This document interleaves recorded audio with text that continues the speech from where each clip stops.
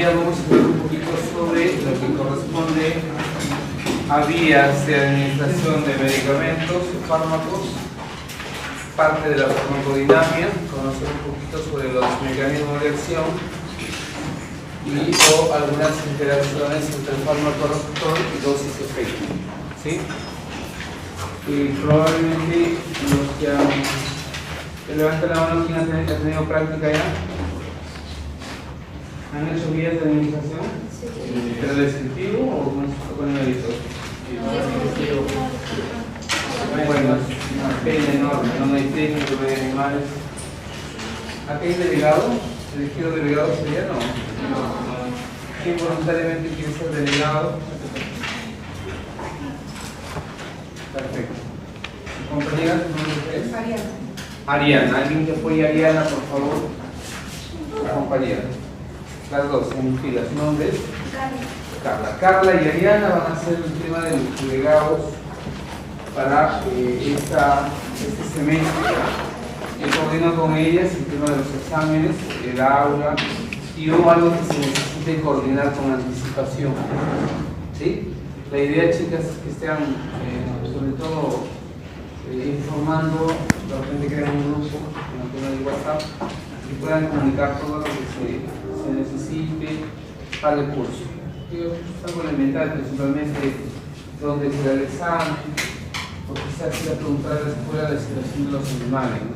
Porque ahorita no tenemos técnico, no sé si los profesores de práctica les han indicado, no hay técnico en la tarde, es un problema, que también yo ya informé. Pero a ver, voy a ir a la escuela para ver qué podemos hacer. Bueno, en práctica van a hacer entonces el tema de las vías de administración. Recuerden que ustedes, por un tema de formación, tienen que conocer lo más importante de las vías de administración. Probablemente ustedes van a utilizar vías como el caso de la oral, ¿cierto? Y o alguna otra vía, como el caso de la vía sublingual o en algunos casos la intramuscular, ¿correcto? Entonces, cuando hablamos de vías de administración, hay que indicar que estas se han diseñado en función a la forma farmacéutica, o sea, a la presentación farmacéutica. Entonces, una tableta no voy a poder darle por la vía intravenosa porque no le corresponde, ¿correcto? Y no todos los principios activos tienen la misma forma farmacéutica. Por ejemplo, la aspirina no voy a encontrar en ampollas, que no viene en esa presentación. Lidocaína tampoco voy a encontrar en jarabes, porque no vienen en esa presentación. Entonces, la primera parte que nosotros tenemos que reconocer en lo que es vías de administración es que la clasificación, y esta es una clasificación que es muy práctica, obedece a la presentación o a la forma farmacéutica. Entonces, una de ellas, por ejemplo, vamos a ver que pueden ser formas farmacéuticas que están diseñadas para la vía enteral. ¿Sí se entiende el término enteral, no? ¿Sí o no? Entonces, la vía enteral generalmente es aquella que está implicado la parte gastrointestinal, o sea, de boca, estómago, intestino. ¿Sí? Entonces, las vías enterales, otro es la vía parenteral, que generalmente son vías en donde vamos a ver que los medicamentos van a pasar rápidamente a sangre, y las vías tópicas que solamente van a tener acción en un lugar específico. Por ejemplo, la vía pulmonar, ¿no? O la vía inhalatoria, la vía nasal para descongestionar, la intratecal o la vía, como decía, la vía tópica. Entonces, cuando revisamos, por ejemplo, las vías enterales, encontramos a la vía oral. En esa vía están diseñadas las soluciones, las cápsulas, las grajeas, las tabletas, toda aquella que tenga una presentación sólida o en solución. La vía sublingual, que es una vía que se utiliza por las características que existe un alta irrigación, principalmente debajo de la lengua, y en la mayoría de los casos son útiles para ciertas enfermedades.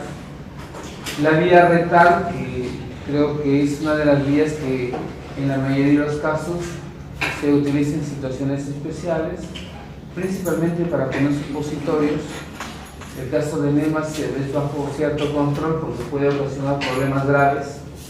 Y la vía parenteral, que está la vía endovenosa, vía intramuscular y la vía subcutánea. Si ustedes se dan cuenta, cada uno obedece a una forma farmacéutica, un preparado especial. Lo otro es las vías tópicas, decía. Por ejemplo, la vía inhalatoria, que está diseñada tan solo para que se modifique el árbol respiratorio. Hablamos desde nariz hasta alvéolos pulmonares, ¿correcto? O las otras vías que pueden ser intranasales o las vías tópicas comunes. Entonces es una clasificación de las vías de administración. Si revisamos un poquito la vía oral, diríamos que gran parte de los fármacos que ingresan por la vía oral, ¿dónde tienen que terminar?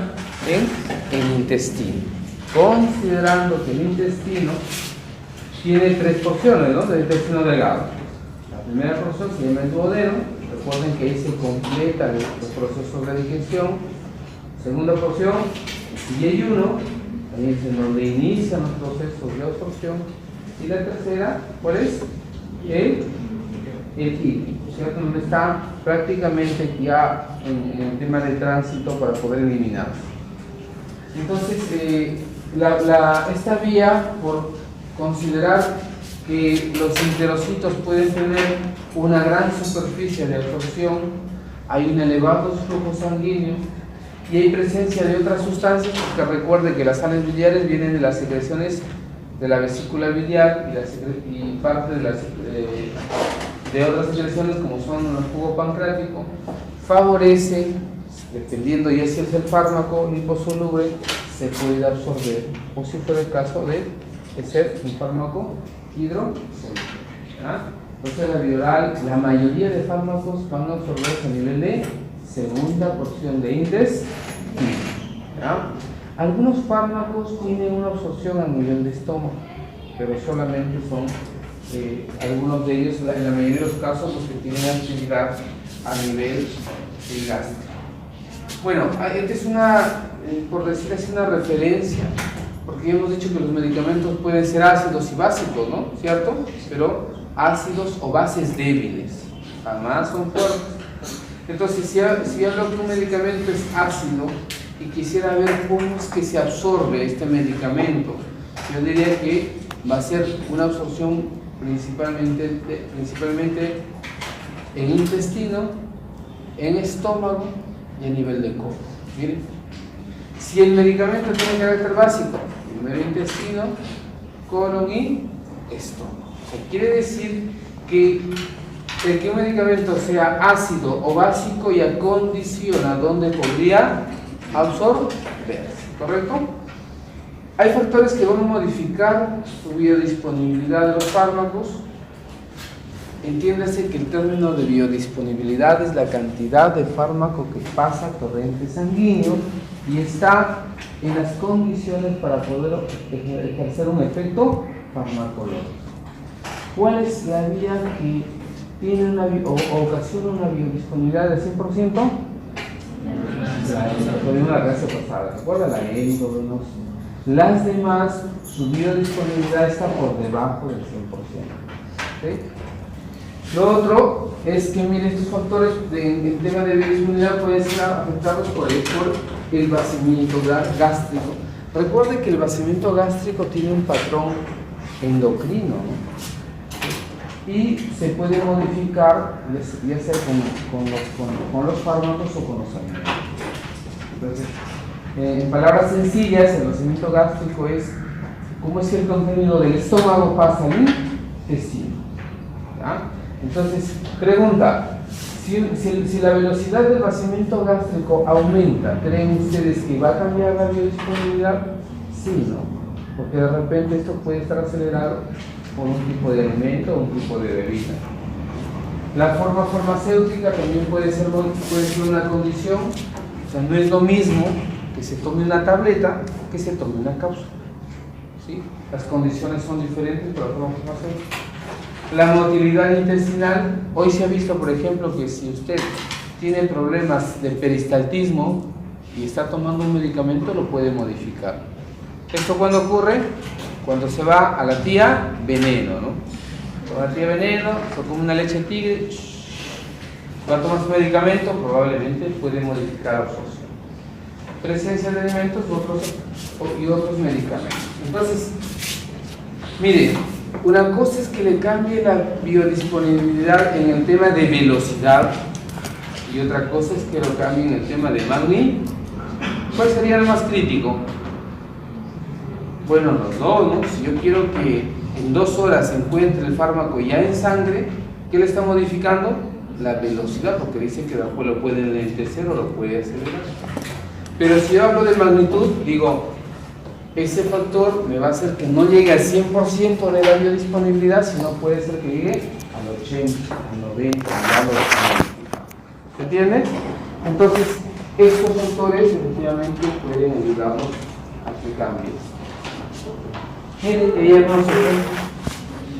Tenemos medicamentos cuya biodisponibilidad puede ser reducida por los alimentos y otros medicamentos que pueden ser aumentados, ¿correcto? Entonces, por ejemplo, el caso de las tetraciclinas, los betalactámicos, generalmente van a ser modificadas en contra o a favor. En contra, ¿no? Porque va a reducir su biodisponibilidad.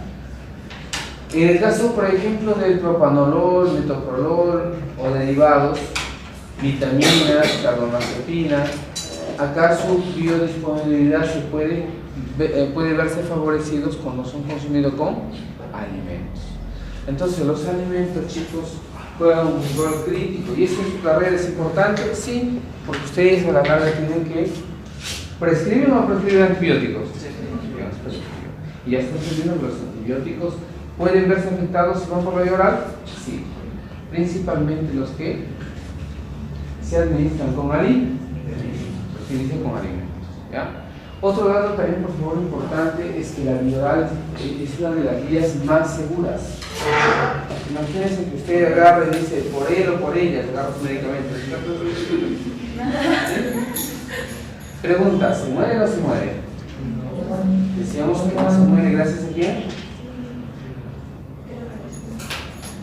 Para empezar, no se muere porque esto tiene que ser un tránsito antes de absorberse, ¿no? Y de repente alguien entra a su cuarto y ve que está en el tema y le puede ayudar, le puede salvar, hay tiempo para salvar al paciente. ¿Sí? Podemos revertir un lavado gástrico y podemos ayudar al paciente, ¿correcto?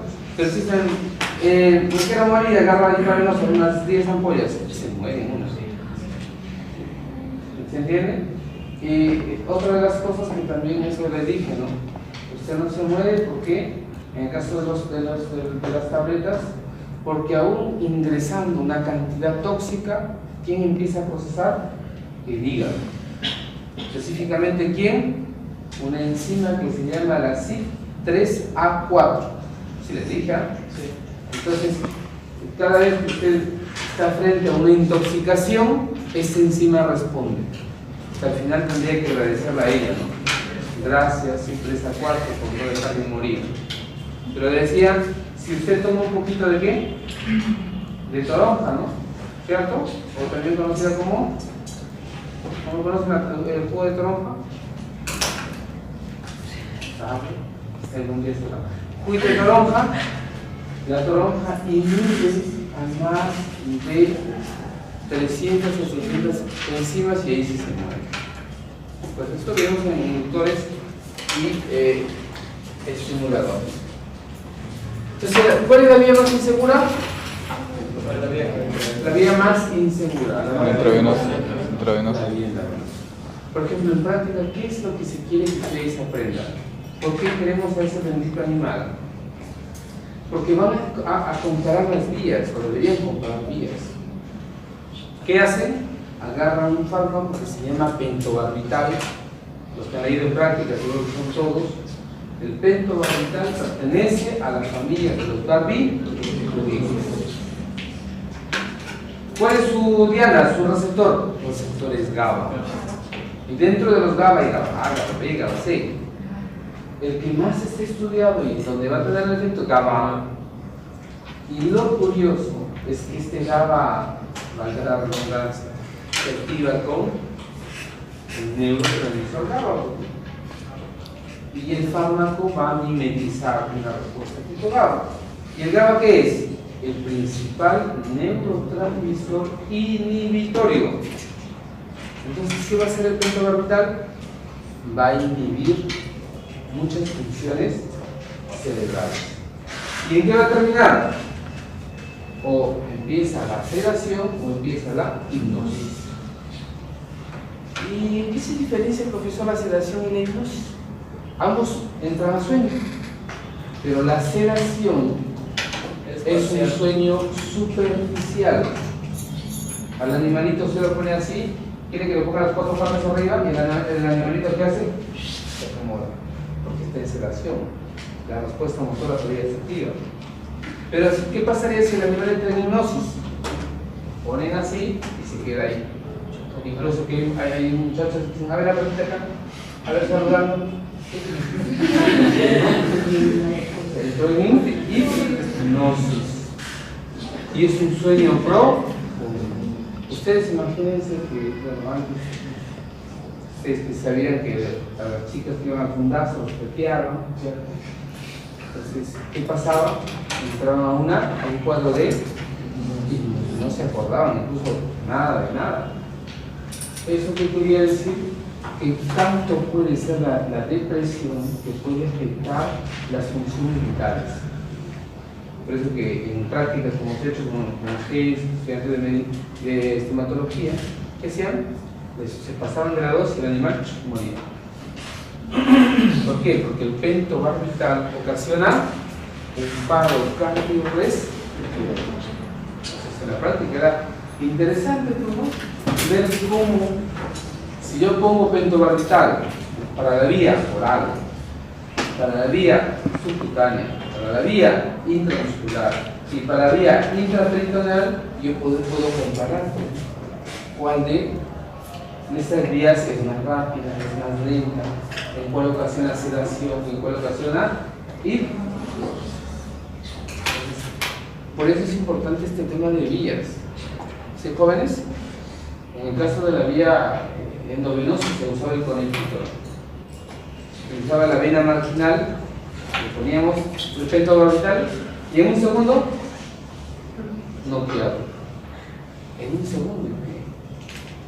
En un segundo, yo entraba en una hipnosis. Es un efecto muy... ¿Sí? Entonces, para los chicos que ya eso hecho que está sobreentendido, de repente ya les toman un examen en donde tienen que calcular dosis, ¿no? Porque todas las prácticas están para calcular dosis. Y los muchachos a veces se rompen la cabeza, algo tan simple, ¿no? Se explica la fórmula de turno. A ver, un ejercicio mental, rapidísimo, ¿ya? Si el animalito pesa 3.000 gramos, le vamos a poner pentobarbital al 3% y la dosis estándar es 30 miligramos sobre kilogramo de peso, ¿cuánto le pongo de pentobarbital? ¿Cuánto? 3. Sí, necesita algo sobrenatural. ¿Por qué? El peso lo tengo que pasar a kilos. Si pesa, ¿cuánto? 3.000, es 3 kilos. Por la dosis estándar, que es 30 miligramos sobre kilogramo. Entre, me dice que está al 3%, que eso equivale a 30 miligramos. 30 con 30, se va. Las unidades se van que quieras. Listo, sencillo. No es que tienen dificultad en convertir. ¿Ya? Listo, entonces tenemos la vía oral como tal. La otra es, miren, la vía sublingual. Esta vía, chicos, salva vidas. Principalmente aquellos pacientes que tienen alguna enfermedad ligada a crisis de angina de pecho, crisis hipertensiva, dolores intensos tipo neoplásicos o ataques de ansiedad. Han visto que la gente que viene de un trauma, ¿no? Le asaltaron con un arma, le dejó el enamorado, salen de un trauma emocional entran a un ataque de ansiedad, ¿no? Y a veces para disminuir esos ataques, sí se entiende que es un ataque, una crisis, ¿no? Es una situación que puede poner en riesgo la vida de la persona. Tenemos que revertirlo. Y esta vía efectivamente es una vía que es muy rápida, porque saben que debajo de la lengüita tenemos una alta irrigación y esta puede pasar rápidamente a sangre. Hace años hubo una noticia que un paciente murió por no tener, la noticia decía, ¿no? Se muere por falta de 30 céntimos. Porque el medicamento, sin embargo, costaba 30 céntimos. Como no tenía para 30 céntimos, se murió por una crisis de angina de pecho. Por ejemplo, esos fármacos que vendríamos a ver de los derivados de los nitritos, de los nitratos, son fármacos que cierto tipo de pacientes que tienen esa condición lo usan para sus crisis. ¿Correcto? Pero mire, arriba da un dato importante. Ya he dicho, este es útil porque tiene alta vascularización, rápidamente se va a absorber, pero ¿qué dice ahí? Ausencia del fenómeno de primer paso. A ver, la última alumna, por favor, ¿qué es el fenómeno de primer paso?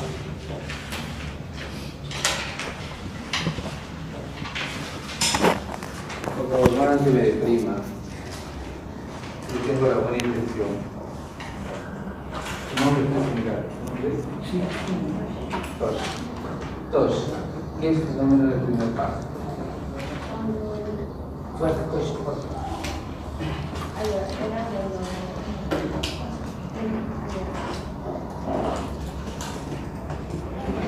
Recuerda que lo llevaba también el fenómeno pre-sistémico.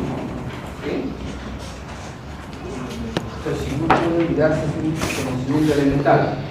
Ocurre cuando algunos fármacos no hacen efecto, sino solo su metabolismo. Es una idea correcta.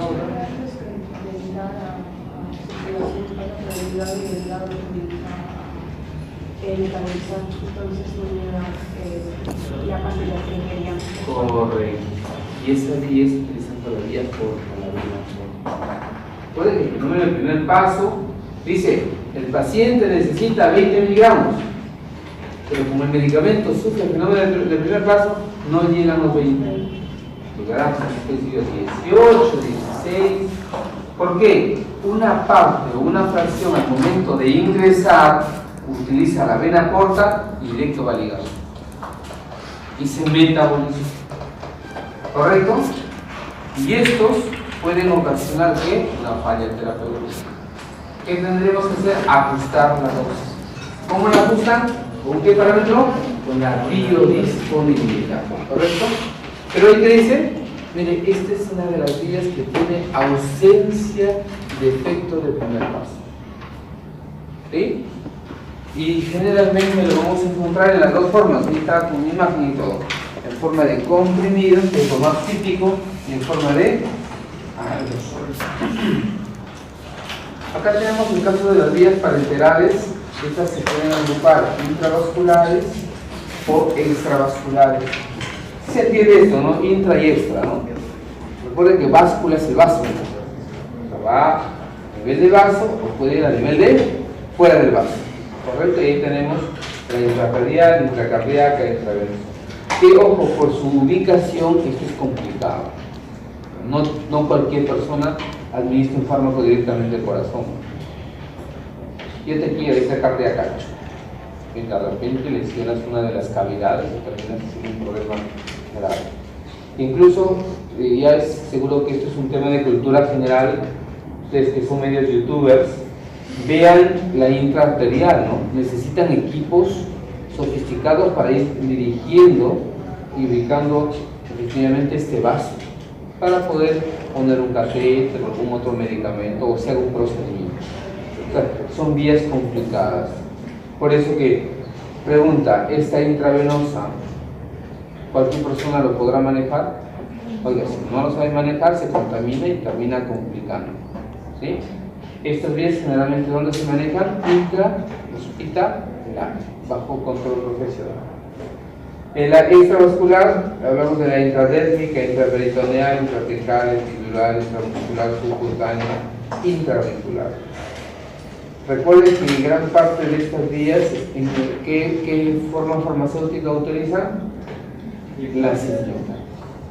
Y estas inyectables, recuerden que también pueden ser disoluciones, pueden ser emulsiones, suspensiones estériles, apirógenas, que eso quizás explica de por qué una inyección, algunas duelen y otras no duelen.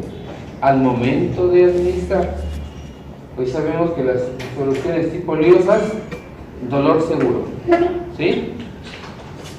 Entonces, dentro de las vías periferiales decimos, tenemos la intravascular, la biodisponibilidad 100%, es muy poca la variabilidad entre sujeto a sujeto, y ahí vamos a ver que, por ejemplo, si somos la intraarterial, lo usamos, mire, para administrar fármacos de contraste radiológico, o podría ser fármacos citostáticos para un determinado tipo de cáncer. Si usamos, mire, la intracardíaca, usamos ¿para qué? Para sacar o evitar que el corazón se pare. ¿Y cuándo se para? Cuando de repente usted puede entrar a un shock anafiláctico, se puede parar el corazón. ¿Qué utiliza para eso? Adrenalina. Recuerde que la adrenalina es un fármaco no específico, o sea, puede interaccionar con receptores alfa y con receptores beta, pero es dependiente de la dosis. A dosis baja, afinidad por beta, específicamente beta 1. A dosis alta, afinidad por alfa, ¿sí? Entonces, la adrenalina es útil, pero a dosis bajas para la vía intracardíaca. Para la vía intravenosa, esto es una vía de urgencia, ya sabrá que la urgencia con la emergencia no es igual, ¿sí? Y se usa porque tiene unas respuestas rápidas, pasa en un solo momento a la vía sistémica y puede administrarse en forma de bolus o en perfusión. ¿Sí se entiende en forma de bolus? ¿Alguien, por favor, que nos ayude? Es que lo administran como una bola. Las que aplican a los bebés queda una ligera.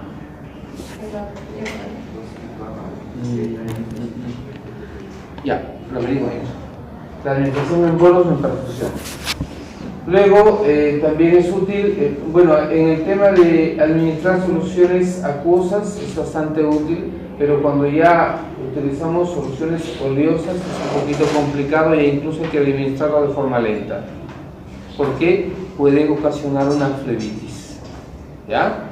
Y mira, ahí tenemos ¿qué soluciones oleosas pueden ser? Emulsiones tipo lipídicas para la nutrición parenteral, para vitaminas liposolubles, ya saben cuáles son las vitaminas liposolubles, para ciertos fármacos que tienen propiedades anticancerígenas o antimicóticas, como el caso de la angiotensina B o la ciclosporina, que son fármacos que por su naturaleza química implica tener ciertos criterios. Uno de ellos hay que administrarlo de forma lenta. La extravascular tenemos que conocer que se basa en qué? En el sistema tegumentario, ¿cierto? ¿Qué es el sistema tegumentario de la piel, no? O sea, cuántas capas tiene la piel y cómo se distribuye.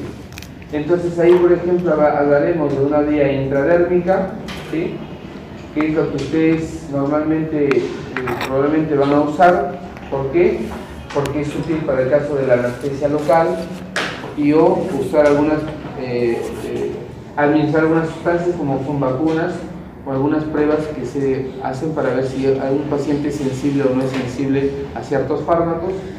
O la vía intraperitoneal, que es una de las vías que también es rápida y es por la superficie que tiene y es bastante útil en el caso de usar antibióticos o incluso entre algunos antineoplásicos.